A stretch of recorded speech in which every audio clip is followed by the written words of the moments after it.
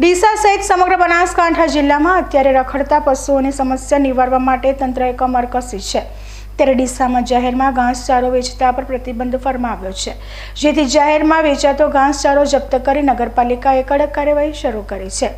ડીસા શહેરમાં રખડતા પશુઓની સમસ્યા દૂર કરવા માટે પાલિકા દ્વારા ગુજરાત હાઈકોર્ટ અને રાજ્ય સરકારના આદેશ અનુસાર રખડતા પશુઓ પકડવાની કામગીરી હાથ ધરી છે। ત્યારે શહેરમાં રખડતા પશુઓથી મુક્ત બને તે માટે જાહેર માર્ગો પર લીલા ઘાસચારાના વેચાણ પર પ્રતિબંધ મૂકી દેવામાં આવ્યો છે।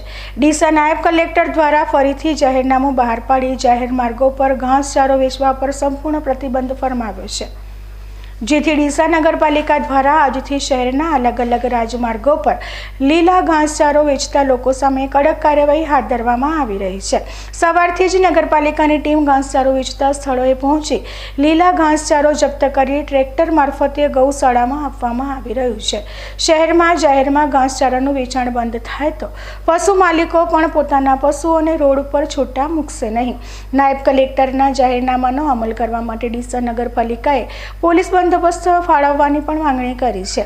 આ ઉપરાંત ડીસા શહેર પોલીસ પણ સક્રિય બને તેવી લેખિતમાં રજૂઆત કરી છે, જેથી નગરપાલિકા અને પોલીસ બંને સક્રિય બની જાહેરમાં ઘાસચારાનું વેચાણ કરતા લોકો સામે કડક કાર્યવાહી કરે તો પશુઓની સમસ્યાથી મહદ અંશે છુટકારો મળી શકે તેમ છે।